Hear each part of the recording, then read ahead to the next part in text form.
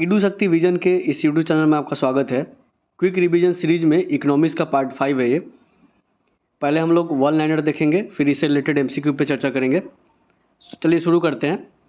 Imperial bank of India का नाम बदलकर 1 जुलाई 1955 को रखा गया था एसबीआई।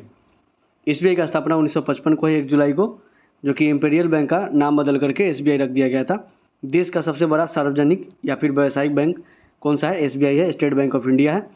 एसबीआई की स्थापना 1 जुलाई 1955 को गोरवाला समिति के प्रस्तुति पर, गोरवाला समिति के सिफारिश पर 1 जुलाई 1955 को एसबीआई का स्थापना किया गया था, इंपीरियल बैंक ऑफ इंडिया का नाम बदल करके। सर्वप्रथम 14 मुख्य बैंकों का राष्ट्रीयकरण किया गया था 19 जुलाई 1969 को। 19 जुलाई 1969 को पहली बार राष्ट्रीयकरण हुआ था 14 बैंकों का राष्ट्रीयकरण हुआ था। 1955 में इंपीरियल बैंक का राष्ट्रीयकरण हुआ था। 1949 में आरबीआई का राष्ट्रीयकरण हुआ था। दूसरी बार 6 अन्य व्यापारिक बैंकों का राष्ट्रीयकरण किया गया 15 अप्रैल 1980 को। पहले 14 बैंकों का, फिर 1980 में 6 बैंकों का, उसके बाद हो गया 20। उस समय आंकड़ा क्या हुआ था? 1980 तक 20 का आंकड़ा हो गया था। भारत में बैंकों का राष्ट्रीयकरण की संतुष्टि प्रस्तुत की जाती है, हजारी समिति ने किया था। भारत में बैंकों के राष्ट्रीयकरण की संतुष्टि प्रस्तुत की थी कौन? हजारी समिति ने। नोट का निर्गमन करना ये किसका काम है? आरबीआई का काम है। 1 रुपये के नोट और सिक्का को छोड़ करके, क्योंकि 1 रुपये का नोट और सिक्का जो है वो वित्त मंत्रालय के बीच सचिव करते हैं। बाकी नोट का निर्गमन करना आरबीआई का काम है।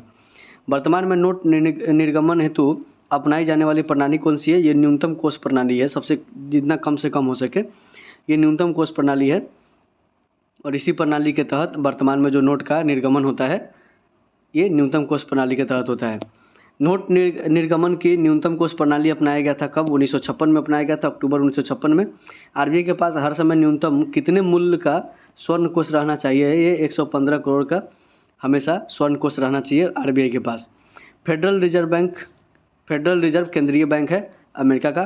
फेडरल रिजर्व केंद्रीय बैंक है अमेरिका का। जिस तरह भारत का आरबीआई है उस तरह अमेरिका का फेडरल बैंक है। क्षेत्रीय ग्रामीण बैंक यानी कि आरआरबीज को प्रायोजित करता है कौन? राष्ट्रीय वाणिज्य बैंक। आरआरबी को प्रायोजित कौन करता है? राष्ट्रीय वाणिज्य बैंक करता है। आरआरबीज का स्थापना 2 अक्टूबर 1975 को हुआ था। आरआरबीज का स्थापना 2 अक्टूबर 1975 को हुआ था। रिजर्व बैंक ऋण प्रदान करता है 90 दिनों का। रिजर्व बैंक ऋण प्रदान करता है 90 दिनों का। भारत का प्रथम बैंक बैंक ऑफ हिंदुस्तान था। भारत का प्रथम बैंक ऑफ हिंदुस्तान था। वर्तमान में राष्ट्रीयकृत बैंकों की संख्या कितनी है? 12 है। बैंकिंग लोकपाल योजना पहली बार भारत में शुरुआत की गई थी 1995 में, संशोधित किया गया इसमें 2002 में।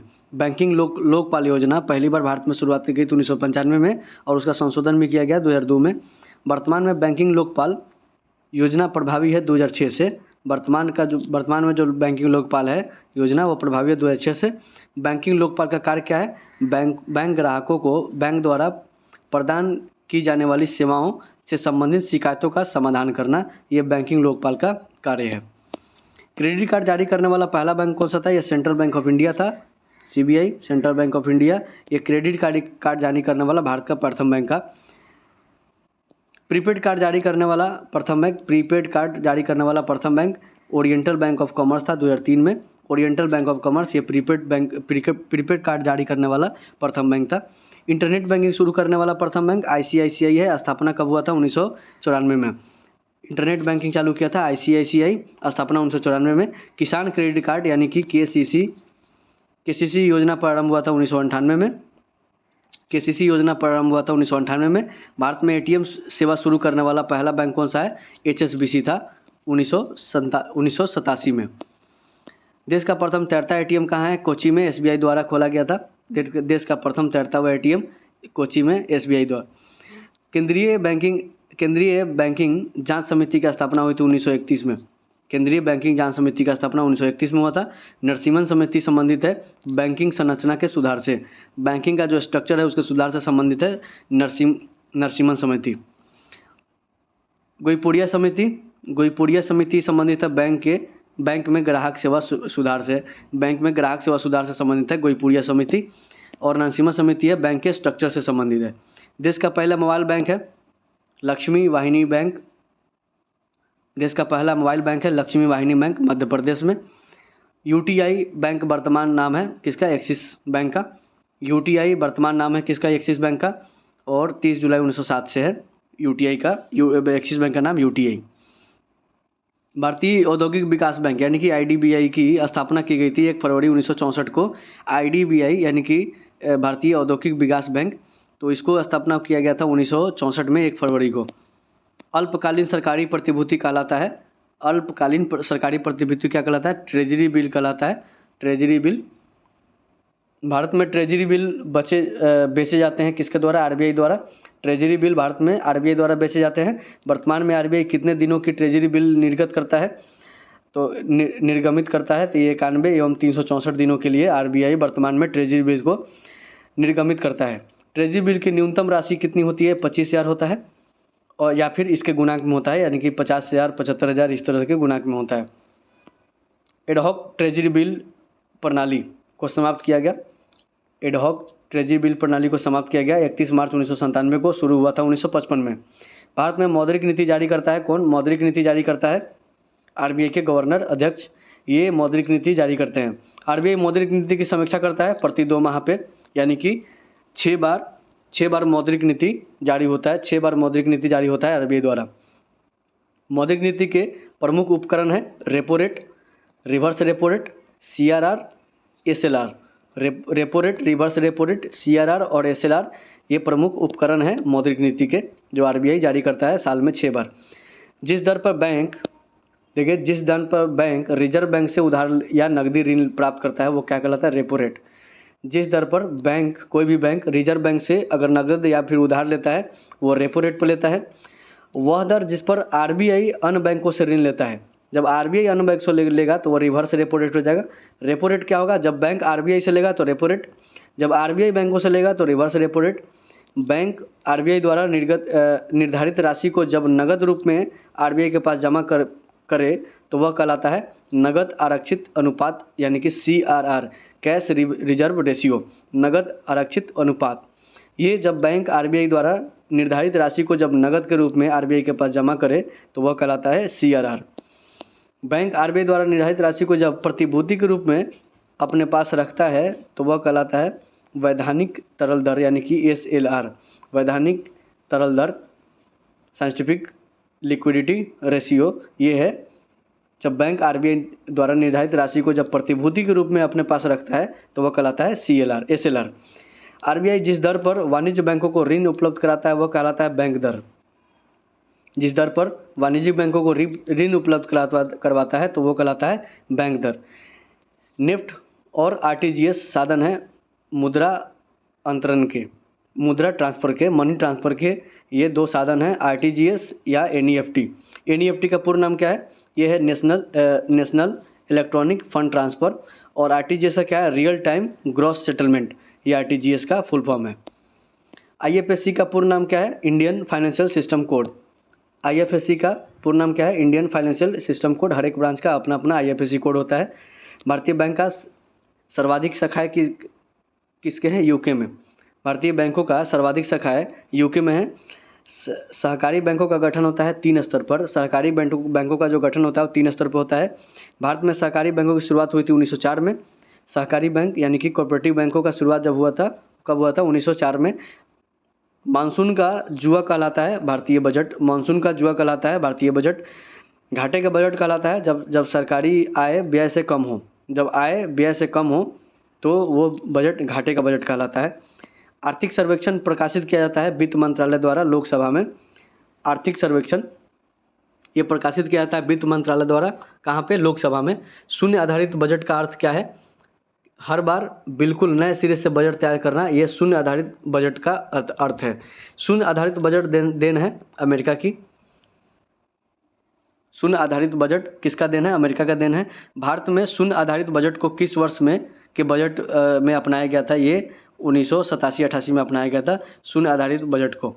शून्य आधारित बजट की अवधारणा के प्रतिपादक थे पीए पायर। कुल व्यय और कुल प्राप्तियों के बीच का अंतर क्या कहलाता है? बजटीय घाटा कहलाता है। कुल आय और कुल प्राप्तियों के बीच का अंतर क्या कहलाता है? बजटीय घाटा कहलाता है।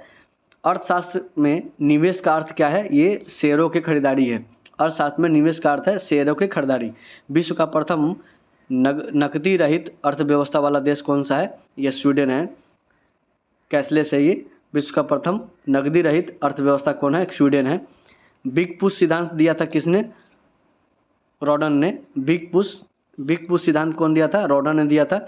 उपभोक्ता संरक्षण अधिनियम COPRA कब पारित किया गया था? 1986 में। उपभोक्ता संरक्षण अधिनियम ये पारित किया गया था 1986 में, कंज्यूमर राइट्स एक्ट। उपभोक्ता के बचाव का सिद्धांत दिया था किसने? अल्फ्रेड मार्शल ने किया था। उपभोक्ता के बचाव का सिद्धांत दिया था। पूंजी बाजार से आशय है शेयर बाजार से। पूंजी बाजार से आशय है शेयर बाजार से।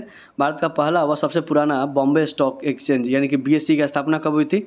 ये हुआ था 1875 में। बॉम्बे स्टॉक एक्सचेंज का स्थापना हुआ था 1875 में। और BSE एक पब्लिक लिमिटेड कंपनी के रूप में परिवर्तित हुआ था 19 अगस्त 2005 में।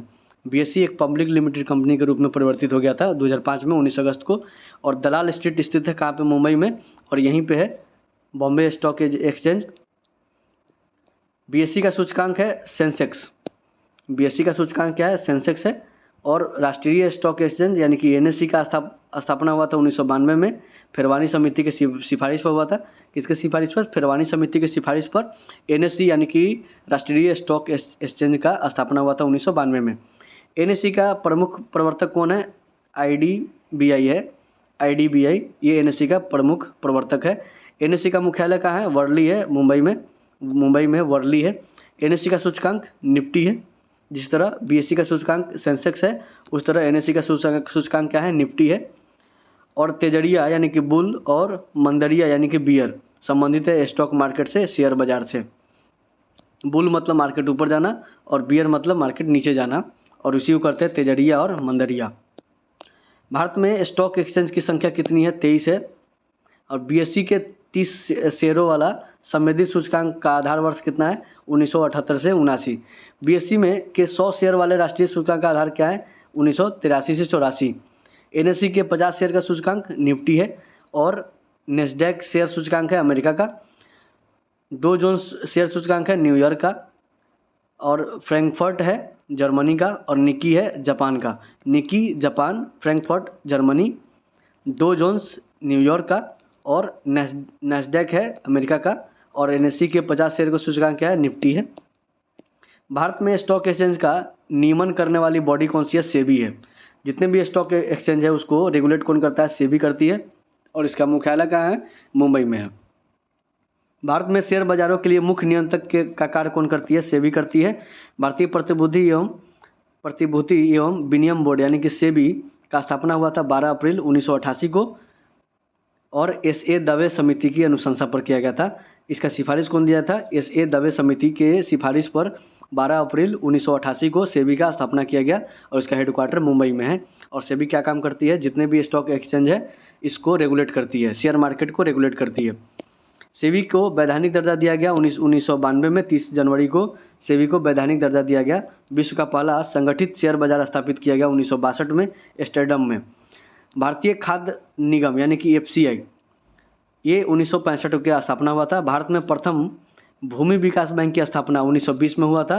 ये कहाँ पे? झांग पंजाब में भारत का प्रथम भूमि विकास बैंक की स्थापना की गई थी। भूमि विकास बैंक का मुख्य कार्य क्या है? दीर्घकालीन ऋण कृषकों को उपलब्ध कराना, लंबे समय के लिए कृषकों को ऋण उपलब्ध करवाना। विश्वव्यापी आर्थिक मंदी आई थी 1929 में।